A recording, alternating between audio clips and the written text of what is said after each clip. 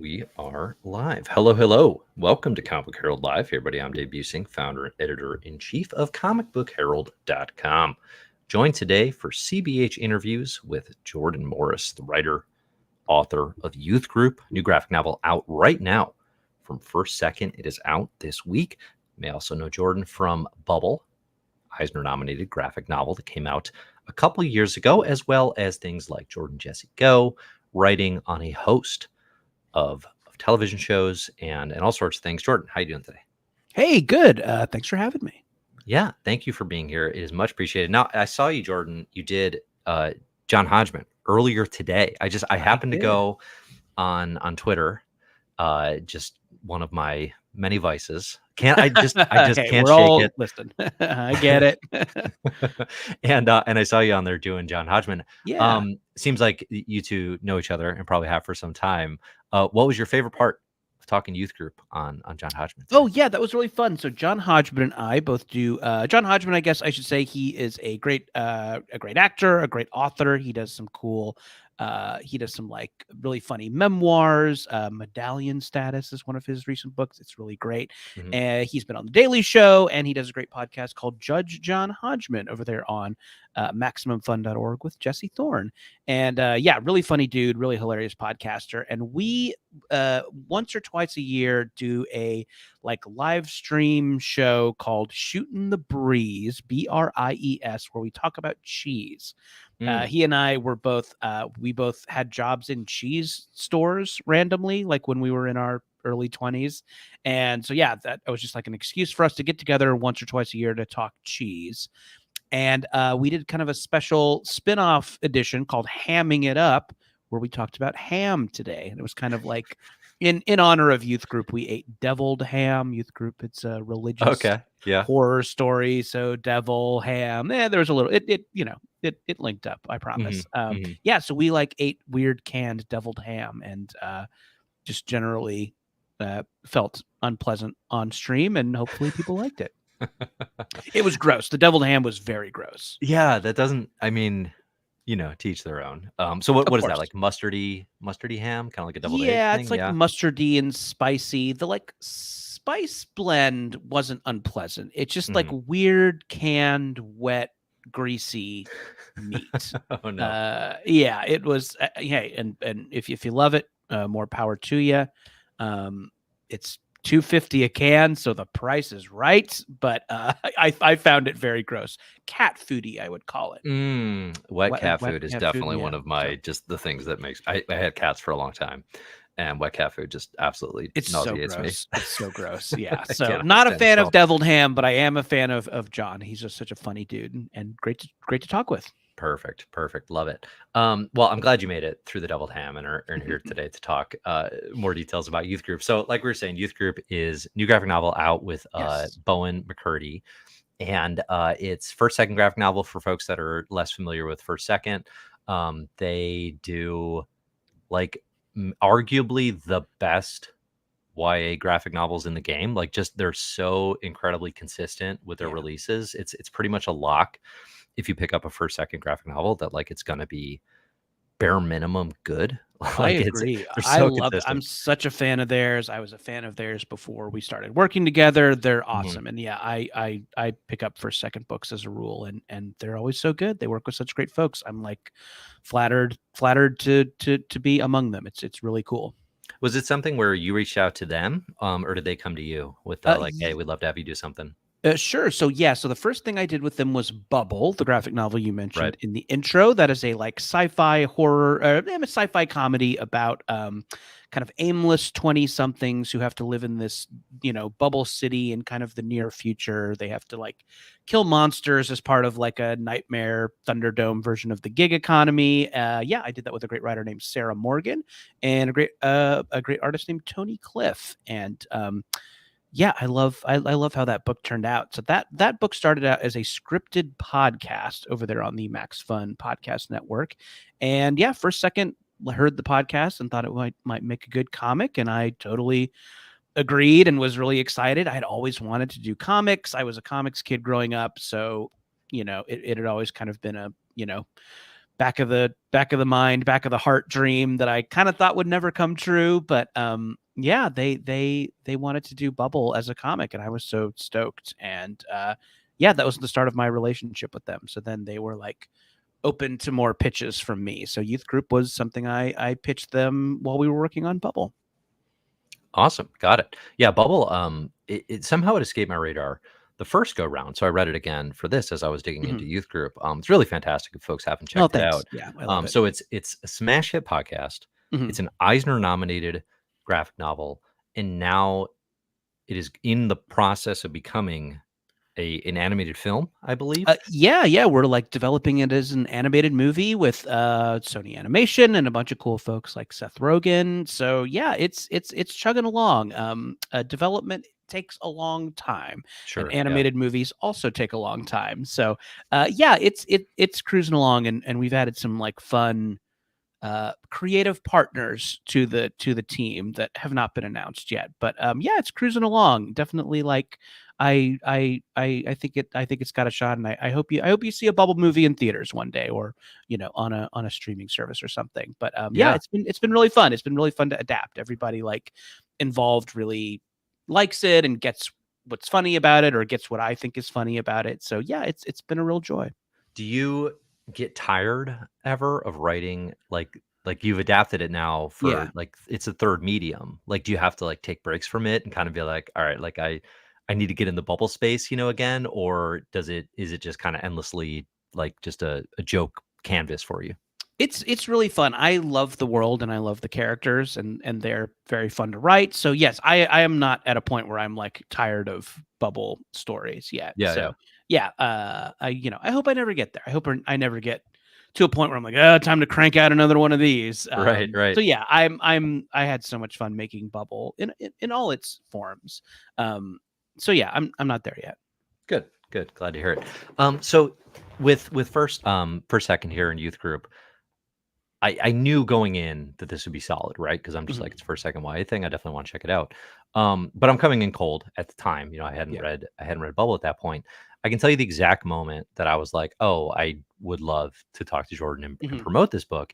And it was the Jars of Clay joke. Oh, It was you yeah. have That's a so lot it of people have mentioned that. I think that hit with a lot of people. like Yes. that is so it summarizes a sort of 90s youth group Christian upbringing, Yeah. that I shared definitely, and having a character who makes the joke. And I don't even want to spoil it, frankly, but they make a joke about Jars of Clay. If you know the Yeah. band and you understand how referencing them like in like the rock heavy metal canon is just like kind of funny on its face. I've never felt more seen than by that, because like I a billion percent have had that experience where people are like, what do you like? And I'm like, oh, indie rock. And like, oh, like Reliant K. And I'm like, Right. So yeah, not exactly. Jars of Clay were a like Christian rock band who kind of crossed over. They Yeah, kind of like had a hit that didn't like explicitly mention Jesus, that you would like hear maybe on some like mainstream radio stations in the 90s, where Youth Group is set. Youth Group is set in the 90s. It's some kids in a goofy Bible study group.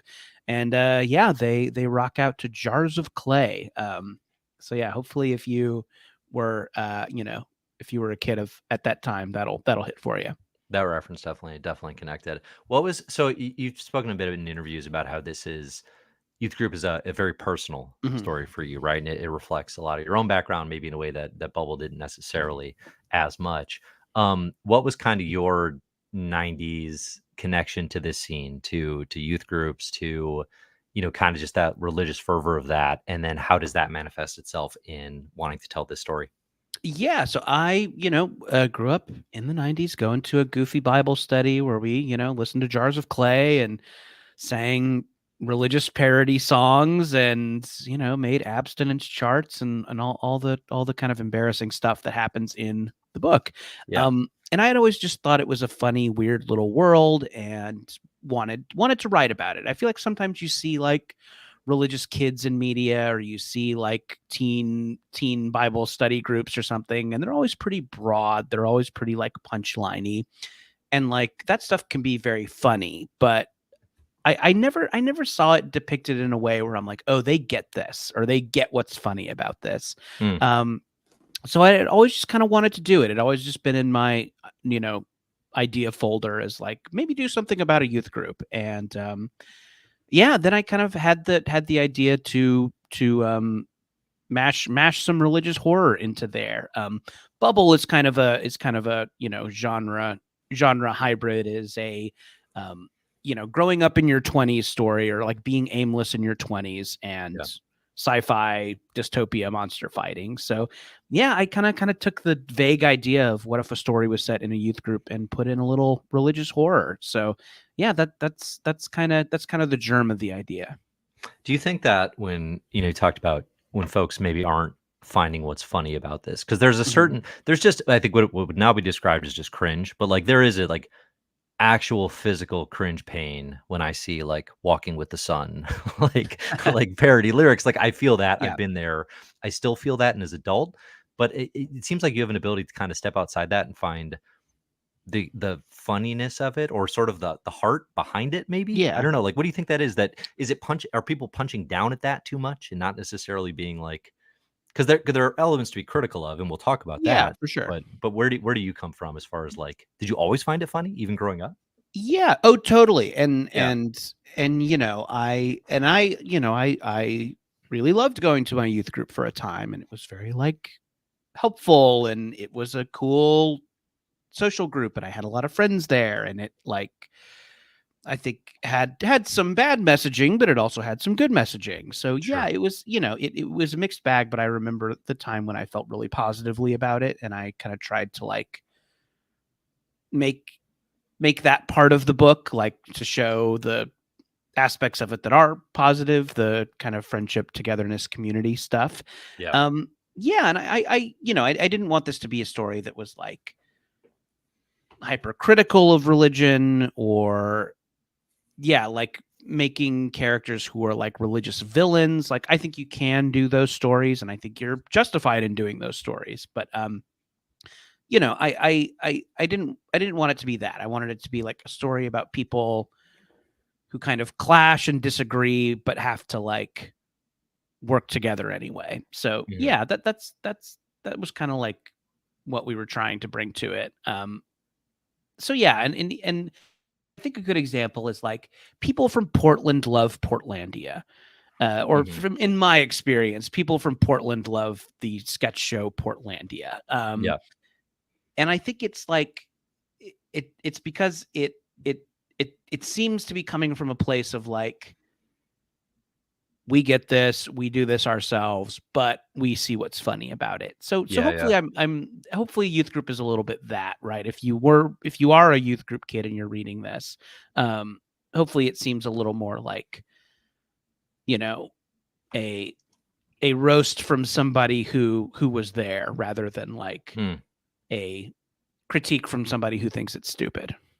Yeah. Yeah, yeah. Because it can very easily, I think, too, like slip into where you feel like personally slighted, as opposed to sort of like, I see this, I recognize this now, for what Yeah. it is. And one thing I appreciated a lot about, as youth group develops, you have this core group, and your main character Kay is, she comes to it as someone who is very skeptical of all this, Yeah. certainly is coming to it like, going to make fun of it, and then is kind of sucked into like, actually, these social elements, like these people don't suck all the time. Like Yeah. some of them become their best friends. And but there was also this focus on interfaith sex, hunting down demons, Yeah.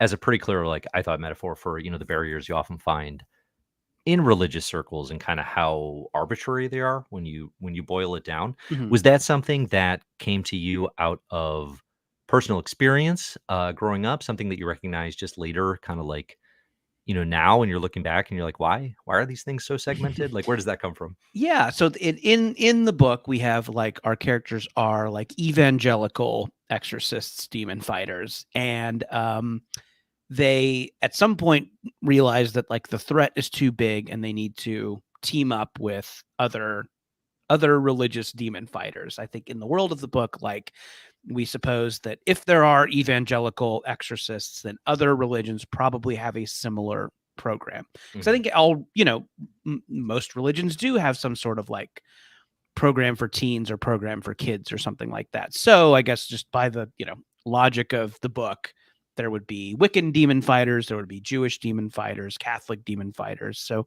yeah, that was kind of the like logic / comedy idea.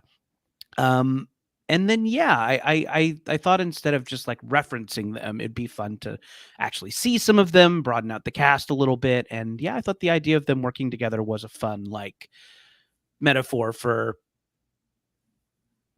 everybody putting aside their differences to like not die, to achieve the common goal of not getting killed.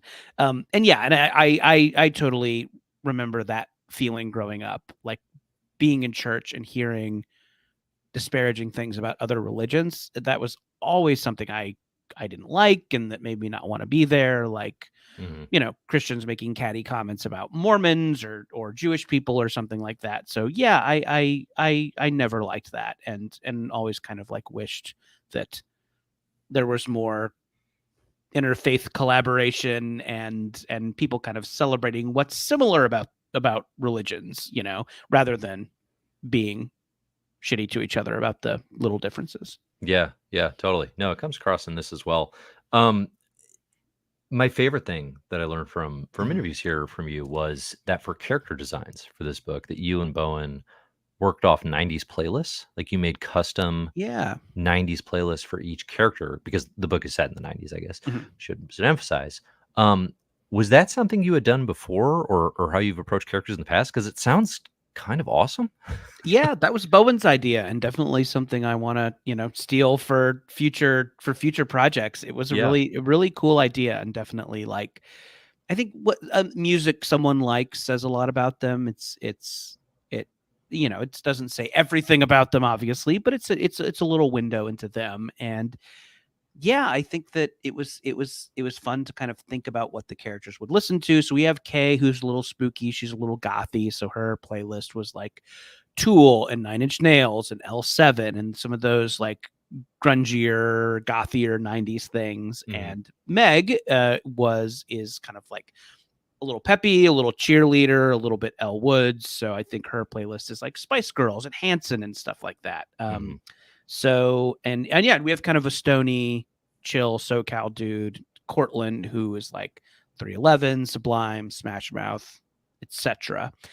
And yeah, it was a really fun exercise that helped me kind of drill down, my thoughts about who they were, but also like helped communicate some stuff to Bowen, and also like just very practically, because we're making these playlists on YouTube, like Bowen, who is in their 20s and was not around in the 90s, or not conscious in the 90s, or not, creating lasting memories in the 90s. Got to like see all the weird fashion, all the bucket hats and the giant pants and the yes, and the belly shirts and all that stuff that was happening in the 90s. It was so good bad.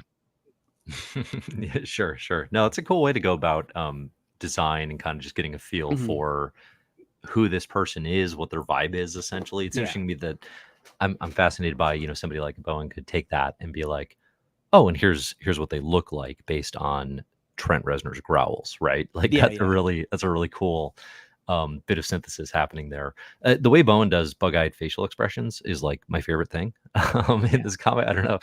What was your favorite part of seeing Youth Group brought to life by Bowen? Yeah, I mean, you're dead on about Bowen's like the expressions the characters have, right? And I think it's part of the reason why I think the comedy works really well in Youth Group. And like comedy's kind of tough in comics. People say it a lot. It's true. It's a little challenging, but like I think those characters being so expressive and their acting being so clear is part of why the jokes land.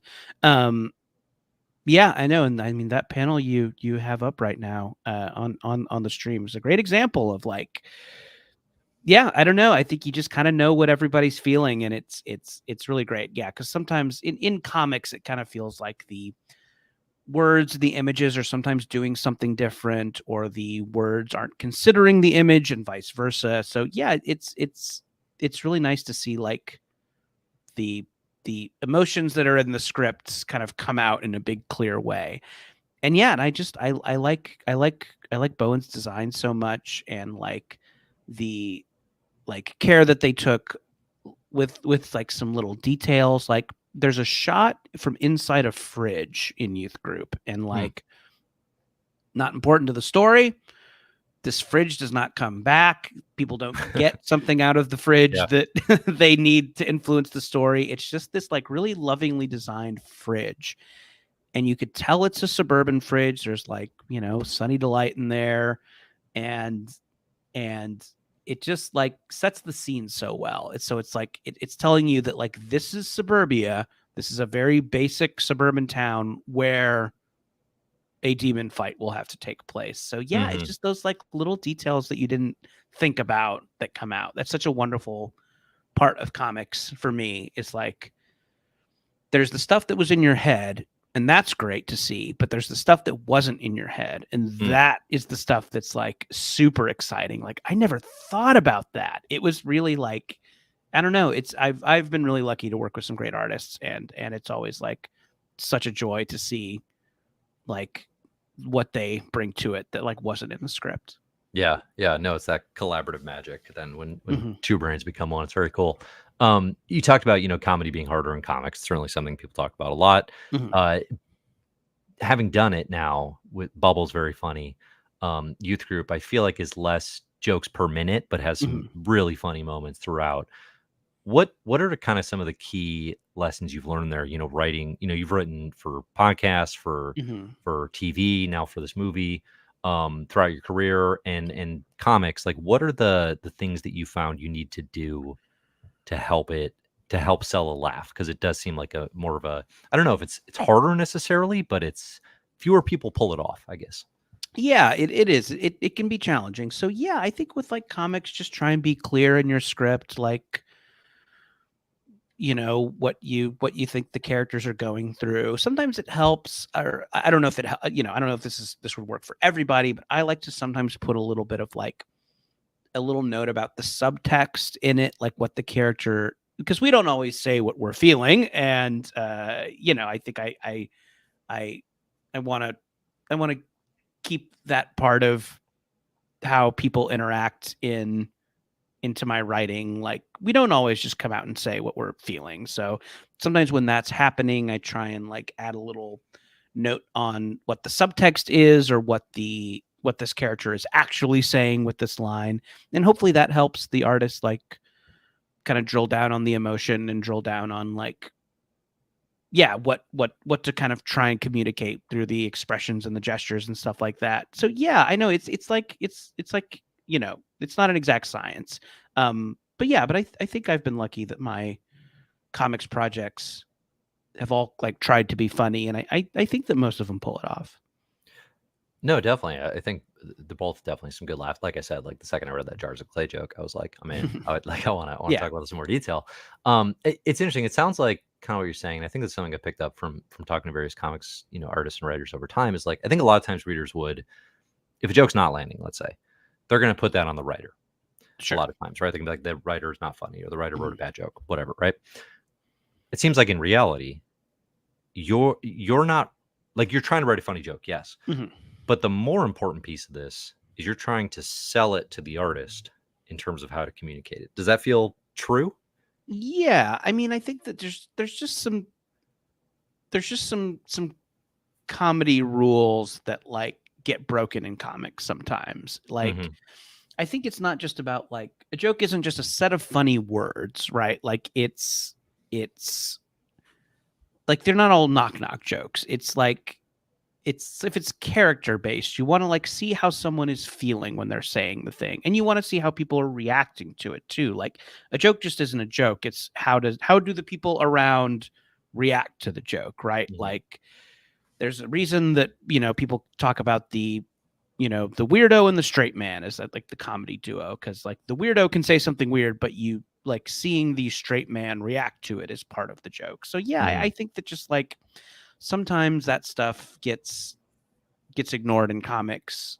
If you have like a big splash page of Thor clubbing a goblin while he's saying a one-liner, like if you can't see Thor's face because he's, whatever, has his back turned to the reader while he's clubbing the goblin, and if you can't see what the other goblins on the battlefield are doing because they're not in the frame. Like that, maybe that hurts the joke. And I'm not using Thor for any particular reason, but just like to think about how sometimes like the joke and the art in a comic can sometimes not support each other.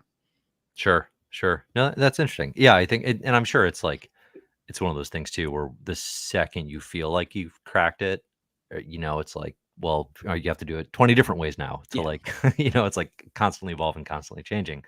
But no, people are gonna, I think, especially with youth group, like if you have this background in any variety, it doesn't have to be 90s Christian youth groups, I don't think. Yeah. And that was one of the things that I found interesting is like, you talk about how in your initial pitch of it, was set like present day or modern times at least. Yeah.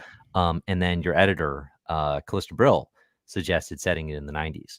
She did. Great call. What was that?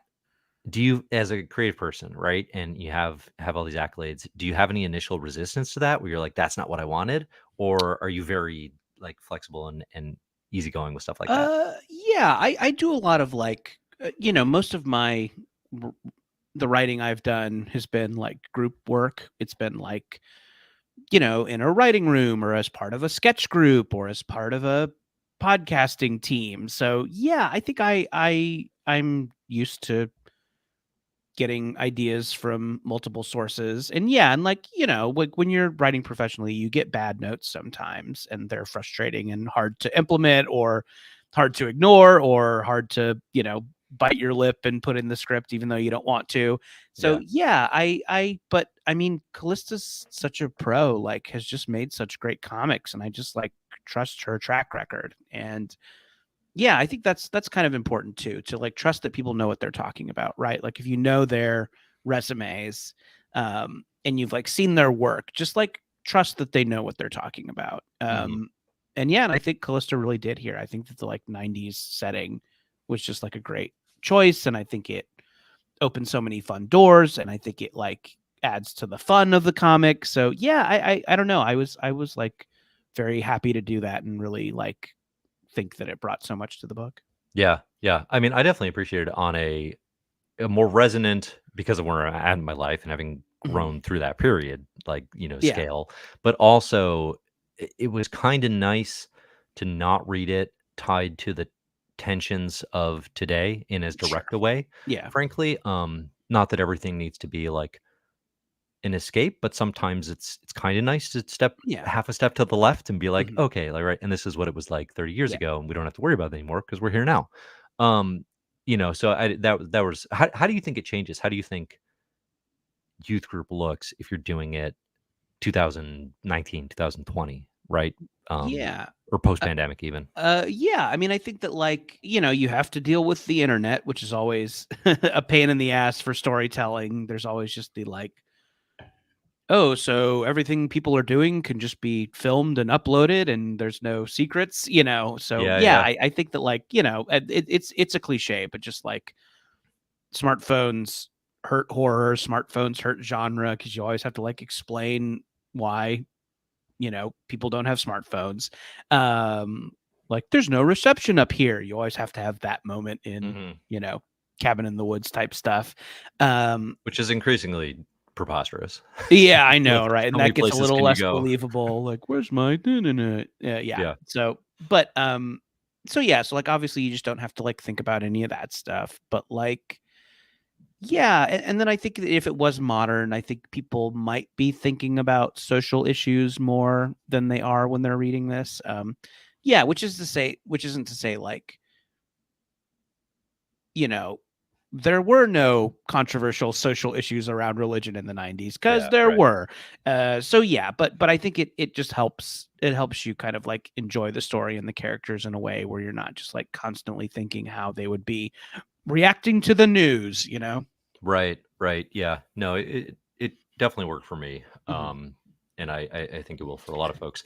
Now, one thing I'm interested in is like writing for various segments of readers, right? Uh-huh. YA versus middle grade versus all ages. These all mean different things to Yeah. different sorts of folks. And certainly First Second kind of has their focus a lot of times, but there's, I mean, again, within the First Second catalog, I can often tell I read tons of this stuff, and I've got young kids who, I'm always thinking about what they might like. And Yeah. there's like, if you just saying something is all ages is like, it's a huge net.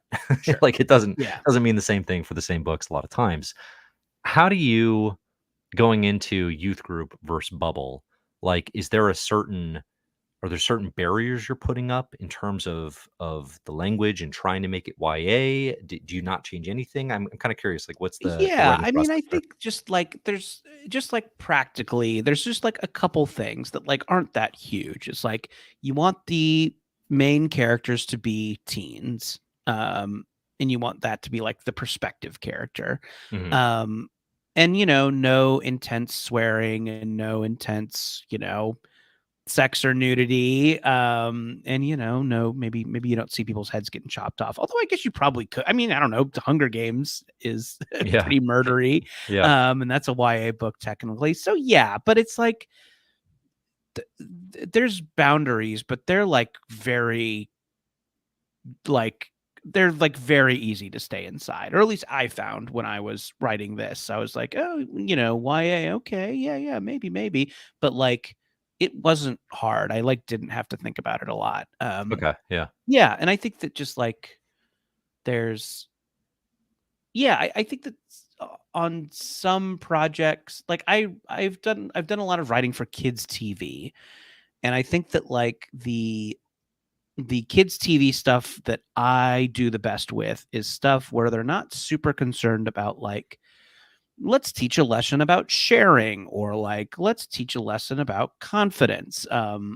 Which isn't to say that I think that's bad and that shouldn't be in kids TV. I think that's great, and I grew up with Sesame Street and think that's awesome. But like I do better with stuff where it's just like, don't have them swear and just make it really funny and Mhm. everybody will have a good time. And I think that is like the value that a lot of this stuff has or like wants to have. So yeah, I with youth group it I didn't have a lot of it was not very challenging to like tell the story like we wanted to. It didn't feel Yeah. like an imposition. Oh, good, good. No, it's interesting. I have 3 young boys, Mhm. and, I'm always fascinated by the stuff that they do find funny. Yeah, And then, in because it's the thing that people always say, right? Kids are smarter than you think, and it sure. seems to be true. Although there are days where I'm like, no, it's not true Yeah. at all. Don't eat But those Yeah, exactly. But a lot of times it's like I'll think I have a pulse on like, oh, they're gonna laugh at the diaper Yeah. joke or they're gonna laugh at the potty joke or whatever. But then like they'll crack up at some like actually like really, really good joke that Yeah. I'm also laughing at, like in Bluey or whatever, right? Is the go-to example these Totally. days. So yeah, no, it's never quite what you expect for different ages too. So it seems like trying to fit into a template too severely would probably just you'd probably just be, you wouldn't be yourself and you wouldn't be Oh, expressing yeah. the things you want to, you'd be Sure. stuck. No, it's interesting. So with youth group here, again, feels heavily character focused. I thought it was revealing in your interview with Comics Beat. You expressed the concern that like one of the criticisms you were worried about with this was like not criticizing organized religion enough, like not Sure. necessarily enough social commentary. Which I think it's here. It's not the focus, certainly, of the work. Yeah. I don't think it intends to be. There's one moment where I thought you maybe could have or maybe wanted to go for the Mhm. jugular, not to put a motive on Sure. yourself. But it was who's Meg. When Meg finds out Cortland is gay or interested in kissing this Wiccan guy right at the Mhm. party, and there's a version of the story where she's super religious and she's been taught all her life, like, oh, that's wrong, right? Yeah. Probably within the church. And she could have been super harsh. And Yeah. she's I won't spoil it, but she's not. Mhm. Um, was that a hard scene to write? Like, how did you? Because there's a version of that where it's like it could. She kind of she's an incredibly lovable character, I think, Yeah. throughout this work, and you could have like made it harder. You know what I mean? Was that a Yeah. thing you wrestled with at all? Yeah. I mean, like I know plenty of religious people who like think that it's, fine and natural and not against God to be gay, and they want to support trans kids and all that like good stuff that I also believe. And it Yeah. like, yeah, so I guess I wanted Meg to be one of those people and not one of the awful ones. Yeah, yeah. I didn't want Yeah, to read that version of her. I want to be clear. Like I didn't want yeah, the story to go there, but I felt it. I felt that tension in my head of like, uh-oh, is she gonna be that? You know? yeah, and I think that like Meg in the story like goes from a true believer who believes everything that the church tells her to being someone who is more skeptical. And I think that moment is kind of like part of that. I think it is, something where she admits like, I don't agree with everybody on this. I, you know, support you and love you for who you are and don't think that you're wrong or bad for doing the stuff you're doing. So Yeah. yeah, I thought that was Meg. And I think that like her and Cortland are really close, and I don't think that like they would split up their friendship. I think that they are like, you know, true blue forever friends, and I Yeah. don't think they would like I don't think she would let that break up their friendship. And yeah, I think she's like essentially a good person, and she and I probably disagree on some stuff, but I think that fundamentally she's a hero and like wants to do the right thing. Yeah. Yeah. No, it was very affirming to read the way she does handle Mhm. it. I think is definitely Yeah, what I would prefer, certainly, to encounter. So it wasn't a thing where I was like, I wasn't upset that she handled it that way. She handled it the way I wanted it to. yeah. But it was like, oh, I can see how there might be some tug and pull there and Mhm. going the other way. But yeah, I think, all in all, like it's got clear messages about, again, like different interfaith Mhm. connections that I think are often lost. About Kay's kind of skepticism and kind of like thumbing her nose at all of this and these Yeah, people, and but then kind of like, again, it's one of those things, and I mean it's trite, I guess it's cliche, but it's like of getting to know people as people and kind of seeing sure. where they're Yeah. coming from. So it's no, there's a ton of positivity in this, which I think is fantastic. Yeah, I think you're right though, that like if somebody wanted to be like, this isn't scathing about, the Catholic Church, you'd be like, no, it's not. Yeah, sure. But it doesn't really seem to have that goal. I Yeah, don't yeah. think. I think yeah, I think if you're looking for a like story that like criticizes religion with like some sharper teeth, I think that's out there. And I do think that we are, critical and providing commentary and stuff like that. But it's not, the teeth aren't that sharp. So I think if you are looking for that kind of story, it exists, and there are lots of good ones. But yeah, I think this is something else. Mhm, mhm. Very good. So you've got Youth Group out now. You've got Bubble, Mhm, which folks should check out, and maybe one day soon we'll see some news on the animated status of that. mhm.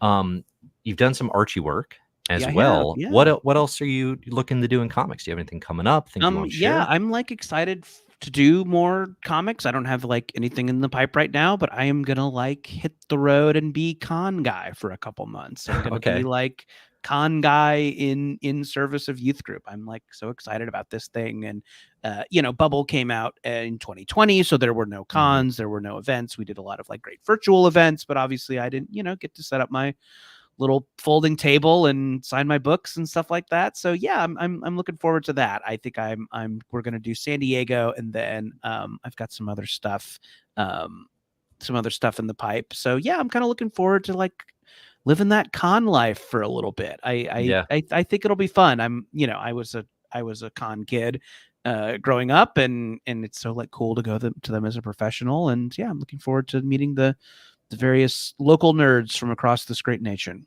Nice, nice. San Diego seems to be pretty huge this year. Seems like It's it's going to pretty be a big huge. one. Yeah, I So think so. should be a nice one to be at, hopefully. Yeah. Um, you said you were a con kid. Like what like who are you going to see? Like what were your Uh, ones where you're like, I'm so excited, or a great con experience or something? so I grew up in Southern California, so we would like, we would go down to San Diego for the day, and like I was just excited to go through boxes of comics, Yeah. just like those tables where they had a cardboard box full of old Fantastic Fours and you could Hmm. find the one you were looking for. Or yeah, so I don't think I ever did a lot of like panels and signings. I'm trying to remember if I have any like beloved signatures or anything like that. Not really. I think I was just more going to like buy comics and toys and to be around it all. Yeah, yeah. I mean, some of my favorite con experiences are just the endless long boxes of like these guys Yeah, who are it's like, so fun. 70 and have been collecting forever. And it's like, just let Totally. me see what you have. Like, Yeah, I love that. Yeah. totally. What were your favorites growing up? Like, what were your go-to reads? Yeah, 90s kids, so like X-Men and Spider-Man, like X-Men, the like Chris Claremont stuff, and Yeah. Spider-Man, like all the clone stuff, a lot of clone-based Yep. Spider-Man stories. And yeah, and like, I remember the Death of Superman. Death of Superman was huge and kind of all the stuff surrounding that. And I was also like a Mad Magazine kid. Like Sure. I like Mad Magazine, I think was a really important part of comics for me. Just those like parody comics. And I think that, yeah, you can see that influence a little bit, with the like sometimes multiple jokes per panel that are Right. in some of the stuff I've worked on. So yeah, I loved Matt. I loved Archie. I was like, we always got an Archie if we were good in the grocery store, Yeah. and Yeah. those were always such fun comics. So yeah, that was some of my stuff. And then like in like high school and college, I was like, oh yeah, there's Ghost World, there's Mouse, Hmm. there's Hmm. and I started discovering that world of like grown up comics. I'm making air quotes now for the people just listening, but yeah, like Yeah. that world of like formally more formally different than superhero comics, and dealing with more real life stuff, and that was like super fun to discover for sure. Yeah. Yeah. No, that makes a lot of sense. Do you have any affinity for like all like the that Marvel fandom is like X-Men 97 coming out, for example? Is that something that you're like, I gotta Oh yeah, watch this, or you're like, X-Men yeah, like you're 97 was still in? great. X-Men Yeah. 97 was awesome. I really think they did a great job with that show. I mean, cold ass take. That's I don't think I'm not saying anything interesting. X-Men 97 was a very good. Yeah.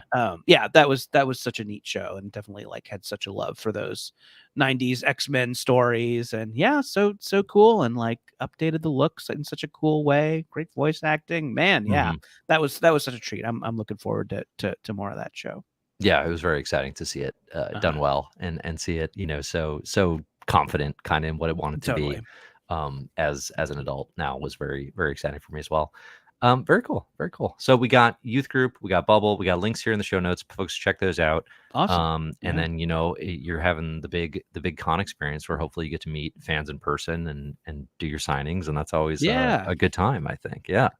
All right, very good. Anything else you wanna make sure we promote before we let you go? No, that's it. I hope folks check out Youth Group. If you've been listening to the chat for this long, hopefully you're at least kind of intrigued. So yeah, Youth Group. I'm imagining if you listen to this show, you probably have an LCS that you love. So yeah, you can get it anywhere. Youth Group, Amazon, Barnes and Noble.